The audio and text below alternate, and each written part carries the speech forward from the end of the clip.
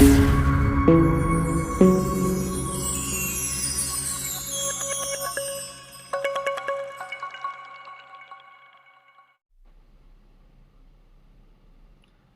வந்தார். எனக்கு யாரை பார்த்தாலும் எரிச்சலாக வருது சார் அப்படின்னாரு. அவர் எப்போவுமே கோபத்தில் இருக்கக்கூடிய ஒரு ஆசாமி. இப்படிப்பட்டவங்கள்லாம் யாரும் நெருங்க மாட்டாங்க. இவங்களுக்கு இருக்கிற பேரும் புகழும் போயிடும். கோபத்தை பற்றி மகாவீரர் என்ன சொல்கிறார் தெரியுமா? கோபம் வந்துட்டா மனுஷனுக்கு மற்றவங்களுடைய குணநலன்கள் தெரியறதே இல்லைங்கிறார். அது மட்டுமல்ல, கோபம் வர்றப்போ நமக்கு பிரியமானவங்க கூட ஒரு இமை பொழுதில் பகைவர்களாக ஆயிடுறாங்க அப்படிங்கிறார். தீ என்ன பண்ணுது? எரியக்கூடிய பொருள்களை எரிச்சிட்டு தானும் அவிஞ்சி போயிடுது. அது மாதிரி கோபம் என்ன பண்ணுதுன்னா மனுஷனை அழிச்சிட்டு அதுவும் அடங்கி போயிடுது. மகாவீரருடைய இந்த கருத்தை விளக்குற மாதிரி சுவாமி சின்மயானந்தர் ஒரு கதை சொல்லியிருக்கிறார். அது என்ன கதைன்னு இப்போ பார்ப்போமா? ஒரு ஆஃபீஸில் ஒருத்தர் உத்தியோகம் பார்க்குறார். காலையிலிருந்து கடுமையான வேலை, பலவிதமான பிரச்சனைகள். அந்த சமயம் பார்த்து மேனேஜர் அவரை கூப்பிட்டார். இவரை பிடிச்சி வாங்குன்னு வாங்கிட்டார். இவர் முகத்தை உம்முன்னு வச்சுக்கிட்டு தன் சீட்டுக்கு திரும்பி வந்தார். வேலை ஓடலை. யாரை பார்த்தாலும் கோபமாக வந்தது. அட்டெண்டர் மேலே சீறி விழுந்தார். அந்த ஊழியரும் எதிர்த்து எதுவும் பேசலை. முகத்தை திருப்பிக்கிட்டு அவர் பாட்டுக்கு அவர் போயிட்டார். மேனேஜர் எப்போ புறப்படுவார்னு இவர் பார்த்துக்கிட்டு இருந்தார். அவர் கிளம்பின உடனே இவரும் செருப்ப மாட்டிக்கிட்டு கிளம்பிட்டார். வழக்கமாக வீட்டுக்கு பஸ்ஸில் போகிறவர் அன்றைக்கி நடந்தே கிளம்பிட்டார். மனசு குமரிக்கிட்டே இருக்குது. நேரில் எதிர்த்து பேச முடியாத மேனேஜரை மனசுக்குள்ளேயே எதிர்த்து சண்டை போட்டுக்கிட்டு வந்தார். என்ன பண்ணுறது? ஆஃபீஸில் நம்ம மேனேஜரை எதிர்த்து பேச முடியுமா? அங்கே உம்முன்னு தான் வந்தாகணும். இவர் இப்படி மேனேஜர் மனசில் நினச்சி திட்டிக்கிட்டே வந்துகிட்டு இருக்கார். வீடு வந்து சேர்ந்தார்.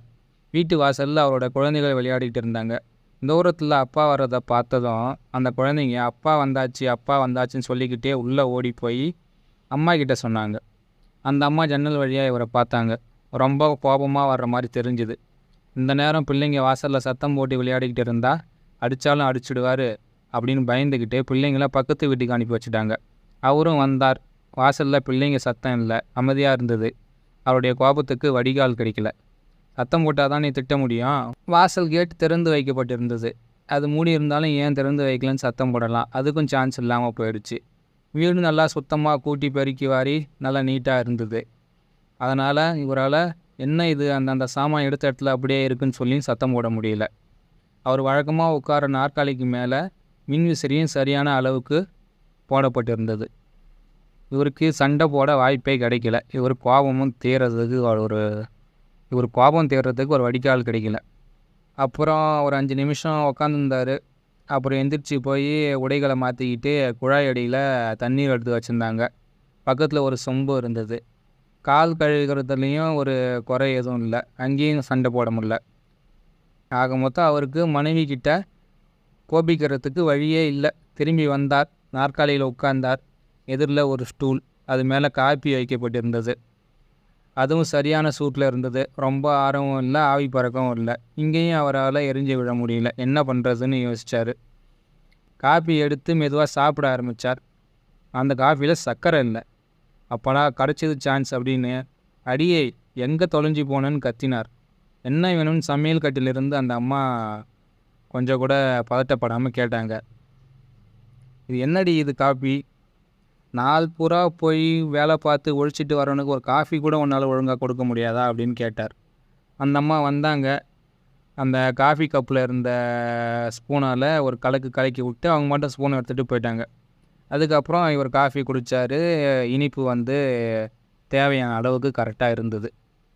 ஸோ இந்த மாதிரி தான் வந்து நம்ம வாழ்க்கையிலையும் இன்பங்கள் வந்து மறைஞ்சி கிடக்கு. அந்த சக்கரை மாதிரி நம்ம தான் அதை அப்பப்போ நம்ம மனசை கலக்கி விட்டு அதுலேருந்து அந்த இன்பத்தை எடுத்து அனுபவிச்சிக்கணும் அப்படின்னு சொல்கிறார் சின்மயானந்தர்.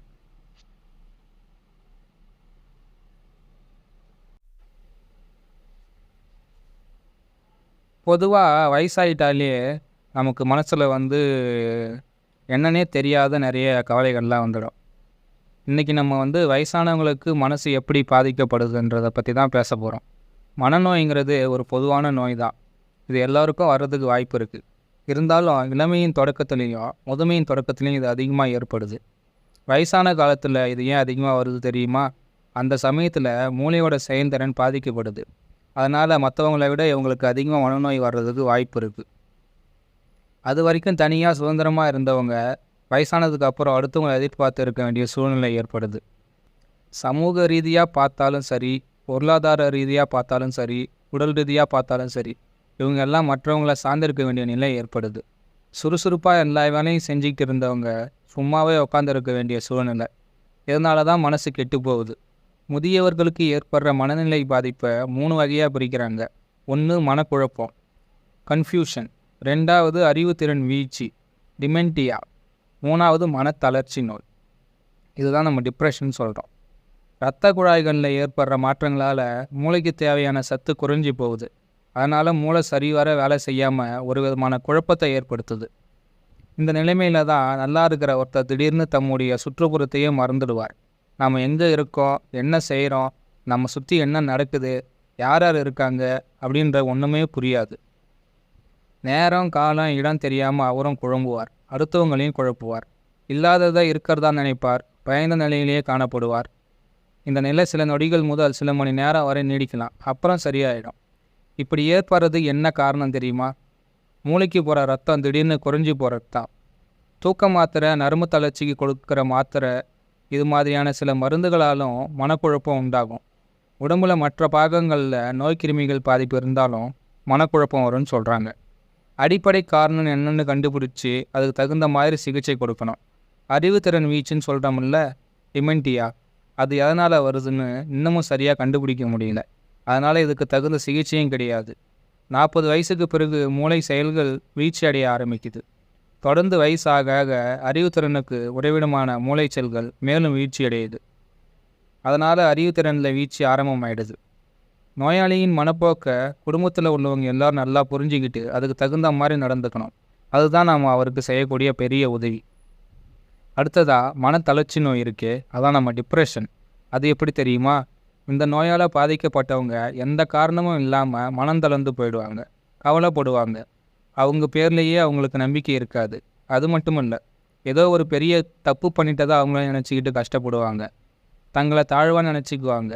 அடுத்தவங்களுக்கு நாம் சுமையாக இருக்கோம்னு நினச்சி ஏங்குவாங்க. பல நேரங்களில் நானும் இப்படி நினச்சது உண்டு. அதுக்கு காரணம் மனநோய் தான்ன்றது எனக்கு இப்போ தான் தெரிய வருது. நம்ம உடம்பு கெட்டு போச்சு, நம்மளை யாரோ தண்டிக்க போகிறாங்க, இப்படி நினச்சிக்கிட்டு மனசுக்குள்ளே போராடுவாங்க. பல சமயங்களில் இது மாதிரி நினப்புனால தற்கொலை பண்ணிக்கிறதுக்கு கூட முயற்சி பண்ணுவாங்க. எதுலேயும் ஆர்வம் இருக்காது, பசி குறையும், அதனால் சாப்பாடும் குறையும், உடம்பு இளைக்கும், முகத்தில் ஒரு விதமான வெறுப்புணர்ச்சி வெளிப்படும், ராத்திரியில் தூக்கம் வராமல் கஷ்டப்படுவாங்க. இந்த மனத்தளர்ச்சி நோய்க்கு இப்போ நல்ல மருந்துலாம் இருக்குது, அதுலேயே குணமாயிடும். சில பேருக்கு மட்டும் மின் சிகிச்சை தேவைப்படும். ஆக கூடி வயசான காலத்தில் உடம்பையும் மனசையும் நல்லா வச்சுக்க வேண்டியது அவசியம். உடம்பு நல்லா இருந்தால் மனசு நல்லா இருக்கும். சத்துள்ள ஆகாரம் சாப்பிடணும். முதுமையின் எதிரி தனிமைன்னு சொல்கிறாங்க. அதனால் நம்ம வயசான காலத்தில் தனிமையாக இருக்கிறத தவிர்த்திடணும். பேச்சு துணைக்கு யாரையாவது தயார் பண்ணிக்கணும். சூழ்நிலைக்கு ஏற்ற மாதிரி ஒத்து போகணும். ஒரு பாட்டி தன்னுடைய கணவரை அழைச்சிக்கிட்டு டாக்டர்கிட்ட வந்தாங்க. டாக்டர், இவரை கொஞ்சம் கவனித்து பாருங்கள், யாரையாவது எதிரில் பார்த்துட்டா உடனே பேச ஆரம்பிச்சிட்றாரு அப்படின்னாங்க. அதுக்கு டாக்டர் சொன்னார், அது ஒன்றும் தப்பில்லையே, தனிமையை போக்கிறதுக்காக யாரையாவது எதிரில் பார்த்தா கொஞ்சம் பேசியிருப்பார் அப்படின்னாரு டாக்டர். அதுக்கு அந்த பாட்டி, அப்படி இல்லை டாக்டர், யாராவது மனுஷால எதிரில் பார்த்து பேசினா பரவாயில்ல, முகம் பார்க்குற கண்ணாடி எதிரில் பார்த்தா கூட உடனே பேச ஆரம்பிச்சிடுறார், அதனால தான் உங்ககிட்ட அழைச்சிக்கிட்டு வந்தேன் அப்படின்னாங்க அந்த அம்மா.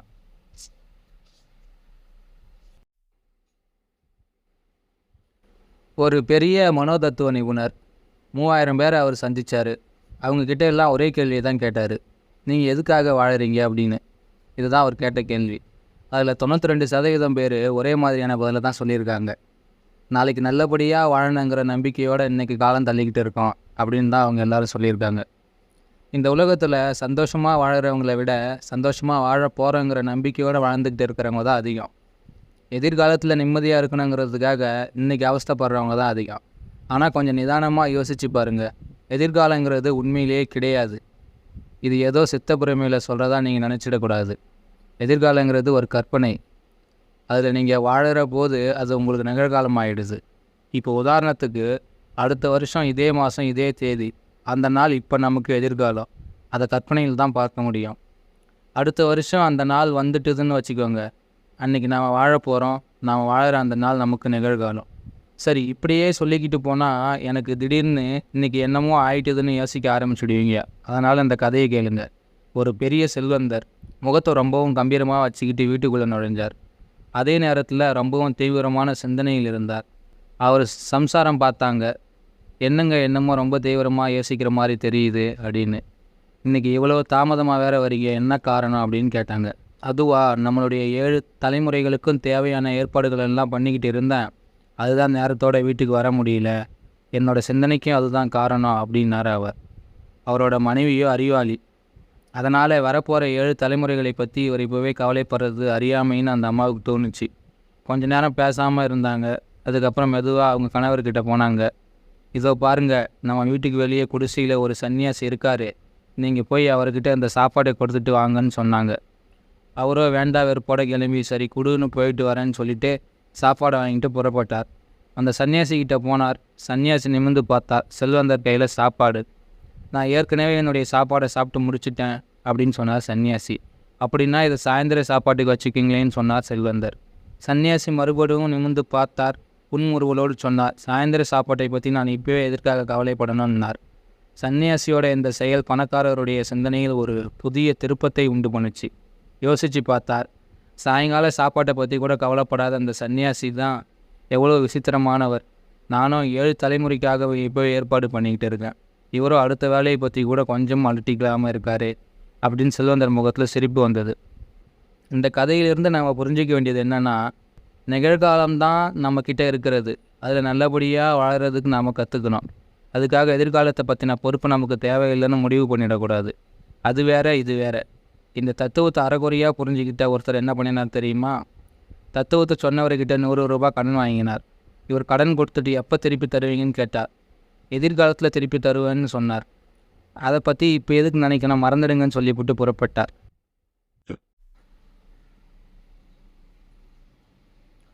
ஒருத்தர்கிட்ட பேசிக்கிட்டு இருந்தேன். அவர் சொன்னார், இந்த உலகத்தை மாயையின் மகான்கள்லாம் சொல்கிறாங்களே, அதை நான் நம்ப மாட்டேன் சார் அப்படின்னார். என்னங்க இது, ஏன் திடீர்னு இப்படி சொல்கிறீங்கன்னா? என்ன சார் பின்ன, இந்த உலகத்தில் எவ்வளோ காரியங்கள் நடந்துக்கிட்டு இருக்குது, எல்லாத்தையும் நம்ம கண்கூடாக பார்த்துக்கிட்டு இருக்கோம். அப்படி இருக்கிறப்போ இதை போய் மாயின்னு சொன்னால் எப்படின்னார். மாயைன்னா ஏதோ அடியோடு இல்லாத ஒன்று அப்படின்னு அவர் நினைக்கிறார். அதனால தான் அவர் இப்படி சொல்கிறார். மாயைங்கிறது அடியோடு இல்லாத ஒன்று இல்லை. இப்போ முயல் கொம்பு, குதிரை கொம்புன்னு சொல்கிறோம். அப்படி ஒரு பொருள் அடியோடு இல்லை. ஆனால் மாயைங்கிறது அப்படி இல்லை. மாயைங்கிறது எப்படின்னா, அது இருக்கிறதா நினைக்கிற வரைக்கும் இருக்கிறதா தோன்றும். உதாரணத்துக்கு காணல் நீர். காணல் நீர் மாதிரின்னு வச்சுக்கோங்களேன். காணல் நீர் கண்ணுக்கு தெரியுது, அதாவது தூரத்தில் தண்ணீர் இருக்கிற மாதிரி தெரியும். ஆனால் உண்மையிலேயே அங்கே தண்ணீர் இல்லை. அங்கே தெரிகிற தண்ணியை குடித்து நம்ம தாகத்தை தீர்த்துக்க முடியாது. காணல் நீருங்கிறது உண்மையான தண்ணீர் இல்லைன்னு தெரிஞ்சவங்களுக்கு கூட காணல் நீர் தெரியத்தான் செய்யுது. அங்கே தண்ணி இல்லைங்கிறது நமக்கு நல்லா தெரியும். இருந்தாலும் கூட தண்ணி இருக்கிறதாகவே தோணும். அதுதான் மாயை. இந்த உலகத்தை மாயைன்னு உணர்ந்த ஞானிகளுக்கு கூட இந்த லோகம் தெரியத்தான் செய்யுது. ஒரு கயிறு கீழே கிடக்குன்னு வச்சுக்கோங்க. இருட்டு நேரம். அந்த கயிறை பாம்புன்னு தவறாக நினச்சிட்றோம். அப்போ என்ன ஆகுது? நிஜமான பாம்பு உண்டாக்குறான அத்தனை பயத்தையும் பதற்றத்தையும் அது நம்மக்கிட்ட உண்டாக்கி விடுது. அதே மாதிரி தான் உலகம் உண்மையிலே நிரந்தர சத்தியம்னு நினைக்கிறவங்களுக்கு அது சத்தியமாக தெரியும். எல்லா காரியமும் நடக்குது. அதே மாதிரி உலகம் உண்மையிலே நிரந்தர சத்தியமாக இல்லைனா கூட அதை சத்தியம் நினைக்கிற வரைக்கும் அது மாதிரியான காரியமும் நடக்குது. நம்ம கனவு காண்றோம். கனவு காணுகிற வரைக்கும் அந்த கனவு நிஜம்தான்னு இருப்போம். முழிச்சுக்கிட்டதுக்கு அப்புறம் அது ஒன்றும் இல்லை அப்படின்னு ஆகிடும். அது சரி, ஞானிகளுக்கு இந்த உலகம் இனிப்பாகவும் நமக்கு இந்த உலகம் கசப்பாகவும் தெரியுது, அது ஏன் அப்படின்னு கேட்டார். சர்க்கரையை உபயோகப்படுத்தி பாகற்காய் மாதிரியே ஒரு பொம்மை செஞ்சு வச்சுக்கிறோம்னு வச்சுக்கோங்க. அதாவது சர்க்கரை பொம்மை பாகற்காய் ஷேப்பில் இருக்கும். விஷயம் தெரியாத குழந்தை அதை பாகற்காய்ன்னு நினச்சிக்கிட்டு ஓடி போயிடும். விஷயம் தெரிஞ்சவனுக்கும் அது சர்க்கரைங்கிறது தெரியும். அது மாதிரி தான் ஞானிகளுக்கு உலகம் இனிப்பு, நமக்கு கசப்பு.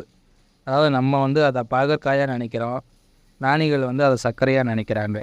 இதுதான் விஷயம் அப்படின்னார்.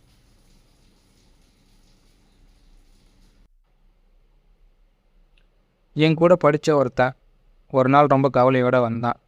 என்ன விஷயம்னு விசாரித்தேன். அவன் சொன்னான், சின்ன வயசில் நம்ம கூட படித்த ஒருத்தன் இப்போ பெரிய பதவியில் இருக்கான். சும்மா அவனை பார்த்து வாழ்த்து சொல்லிட்டு வரலான்னு போனேன். அவன் சரியாக முகம் கொடுத்து கூட பேசலை. ஏதோ ஒரு அற்ப புழுவை பார்க்குற மாதிரி என்னை பார்த்தான். நான் போட்டிருக்கிற இந்த சாதாரண சட்டை கூட அவன் கௌரவத்துக்கு இடைஞ்சலுங்கிற மாதிரி என்கிட்ட பழகினான். அதுதான் மனசு உடைஞ்சி ஒரு மாதிரி ஆயிடுச்சு. அதனால தான் வாங்கிட்ட வந்தேன்னா. கவலைப்படாதடா, இன்றைக்கி பல பேர் அப்படி தான் ஆயிட்டாங்க. பதவி பெருக பெருக பண்பு குறைஞ்சிடுது. இடம் உயர உயர இதயம் குறுகி போயிடுது. இதயம் விசாலமானவர்கள்லாம் இதிகாசங்களில் தான் பார்க்க முடியும்னு சொன்னேன். என்ன அப்படி சொல்கிறீங்கன்னா அவன் ஆமண்டான்னு சொல்லி அவனை உட்கார வச்சு குசேலர் கண்ணன் கதையே சொல்ல ஆரம்பித்தான். குசேலர் கிருஷ்ணனை பார்க்குறதுக்கு போகிறார். அவள் கொண்டுக்கிட்டு போகிறார். ஒரு பழைய துணி மூட்டையில் அதை கட்டி எடுத்துக்கிட்டு போகிறார். கிருஷ்ணன் அந்த அவல் மூட்டையை வாங்கி பிரிக்கிறார். குசேலர் அதை பார்க்கிறார். அவர் மனசு ரொம்பவும் சங்கடப்படுது. நான் எங்கே, கிருஷ்ணன் எங்கே? நான் ஏழை, வறியவன். கிருஷ்ணனோ பேரரசன், இறைவன். என்னோட அழுக்கான துணியை அவர் கையால் தொடலாமா? இப்படியெல்லாம் இவன் நினச்சிக்கிட்டு இருக்கான். ஆனால் கிருஷ்ணன் அவர் பாட்டுக்கு மூட்டையை பிரித்தார். அவளை எடுத்தார், வாயிலை போட்டார், அசை போட ஆரம்பிச்சிட்டார். கொஞ்ச நேரம் ஆச்சு. அவள் இன்னும் கொஞ்சம் மீதி இருந்தது. மூன்றாவது பிடி அவளை வாயில் போட போனார். அந்த சமயம் பார்த்து ருக்மணி ஓடி வந்தாள். கிருஷ்ணன் கையை பிடிச்சிக்கிட்டார். இவனுக்கு ரொம்ப ஆச்சரியமாக இருந்தது. குசேலர் நினச்சார், நாம் கொண்டு வந்த இந்த அவளை கிருஷ்ணன் சாப்பிட்றது ருக்மணிக்கு பிடிக்கல போல அப்படின்னு நினச்சார். ஆனால் கிருஷ்ணனுக்கு ருக்மணியின் இதயம் புரிஞ்சுது. ருக்மணிக்கும் கிருஷ்ணனின் இதயம் புரிஞ்சுது. குசேலர் ருக்மணியை புரிஞ்சுக்கணுங்கிறதுக்காக கிருஷ்ணர் பேச ஆரம்பித்தார். ருக்மணியை பார்த்து சொன்னார், எதுக்காக நீ என் கையை தடுத்து நிறுத்தின? நான் குசேலனின் சேவகன். அவர் கொண்டு வந்த அவளை நான் ஏற்றுக்கொள்ளணும் அப்படின்னார். இதுக்கு ருக்மணி சொன்ன பதில் என்ன தெரியுமா? கிருஷ்ணா, நீ குசேலருக்கு தொண்டன், நான் உனக்கு தொண்டு செய்பவள். அந்த உரிமை காரணமாக எனக்கும் அந்த அவளில் பங்கு வேண்டாமா? எனக்குள்ள பங்கை நான் கேட்குறேன் அப்படின்னு சொன்னான். இதுதான் ருக்மணியின் பதில். ஆன்மீக எண்ணங்கள்லாம் எந்த அளவுக்கு விசாலத்தன்மை வாய்ந்தவை அப்படிங்கிறத நாம் புரிஞ்சிக்கணும். பதவி உயரும்போது பண்பு உயரணும். பழைய நட்புகளும் மறந்துடக்கூடாது. இந்த காலத்தில் சாதாரண உயர்வையே ரொம்ப பெருமையாக நினச்சிக்கிறவங்களும் உண்டு. ஒருத்தர் சொன்னார், நான் கடந்த 1 மாத காலத்தில் வாழ்க்கையில் ரொம்ப உயர்ந்திருக்கேன்னார். எப்படி அப்படி சொல்கிறீங்கன்னு கேட்டேன். போன மாதம் காலில் அடிபட்டு ஆஸ்பத்திரியில் சேர்ந்தேன். அப்போ 3வது மாடியில் படுத்திருந்தேன்.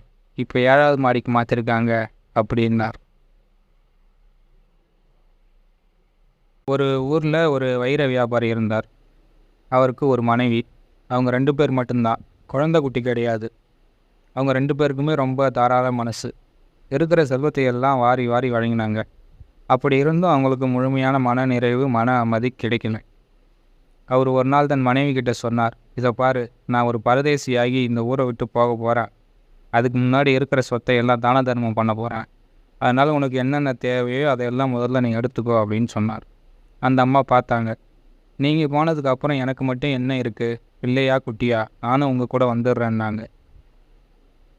என்னால் ஊர் சுற்ற முடியாது, காடு மாடெல்லாம் அலைய முடியாது. பசி, பட்டினி, குளிர், வெயில் எல்லாத்துக்கும் ஈடு கொடுக்க வேண்டியிருப்பான். அதனால் உனக்கு இது வேண்டாம் அப்படின்னாரு அந்த ஆள்.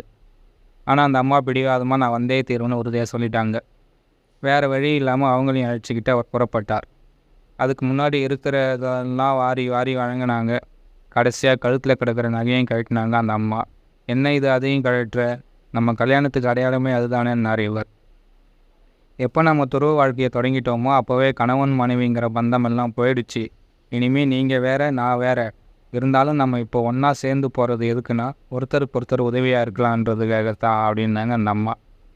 கழுத்தில் ஒரு சங்கிலி கிடந்தால் கஷ்டம் வரும்போது அதை விற்று காசாக்கிடலாம் அப்படின்னு ஒரு எண்ணம் வரும். அதனால் அது வேணாங்கிறதுக்காக நான் அதையும் கழட்டிட்டேன் அப்படின்னாங்க அந்த அம்மா. அதுக்கப்புறம் அவங்க 2 பேரும் பல ஊர் சுற்றினாங்க. வெயில், மழை, பசி, பட்டினி. அவருக்கு அந்த அம்மாவை பார்க்கவே பரிதாபமாக இருந்தது. இவ்வளோ கஷ்டத்துக்கு ஈடு கொடுக்குறாளேன்னு ஆச்சரியமாகவும் இருந்தது. நீ ஊருக்கு திரும்பி போயிடன்னு சொல்லி பார்த்தார். சுவாமி, நீ இப்போதும் என் கணவர் அல்ல, உன் பேச்சை நாம் கேட்பதற்கு அப்படின்னாங்க அந்த அம்மா. இப்படியே கொஞ்ச காலம் போச்சு. ஒரு நாள் அவங்க 2 பேரும் ஒரு காட்டு வழியாக போயிட்டு இருந்தாங்க. வழியில் ஒரு பெரிய மாணிக்கக்கல் திறந்தது. முன்னாடி போயிட்டு இருந்த அவர் அதை பார்த்துட்டார். பின்னாடி வந்துக்கிட்டு இருக்கிற தன் மனைவி கண்ணில் இது பட்டுட்டா மறுபடியும் உலக ஆசை வந்து சன்னியாசத்தை விட்டாலும் விட்டுருவா அப்படின்னு நினச்சி அதை காலால் மிதித்து மறைச்சிக்கிட்டார். பின்னால் வந்த அந்த அம்மா, அது என்ன சுவாமி காலில் மிதிச்சுக்கிட்டு இருக்கீங்கன்னு கேட்டாங்க. இது மாணிக்கக்கல்னு இழுத்துக்கிட்டே அவர் சொன்னார்.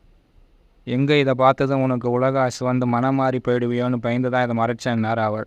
அதுக்கு அந்த அம்மா சொன்னாங்க, சுவாமி, தங்களுக்கு இன்னமும் மாணிக்கத்துக்கும் மண்ணாங்கட்டிக்கும் வித்தியாசம் தெரியுதா அப்படின்னு. எனக்கு 2மே ஒன்றா தான் தெரியுது அப்படின்னு சொன்னாங்க. அதுலேருந்து என்ன தெரியுது? துறவுங்கிறது அவ்வளோ சாதாரண சமாச்சாரம் அல்ல. இந்த காலத்து ஆசாமி ஒருத்தர் எனக்குன்னு இருக்கிறது எல்லாத்தையும் விட்டுட்டு சன்னியாசம் வாங்க போகிறேன்னார். உனக்குன்னு என்ன இருக்குன்னு கேட்டேன். எல்லாத்தையும் கூட்டி கழிச்சு பார்த்தா மொத்தமாக ஒரு 50,000 தேரும் அப்படின்னார். என்ன சொத்தான்னு கேட்டேன். இல்லை கடன் அப்படின்னாரு அவர்.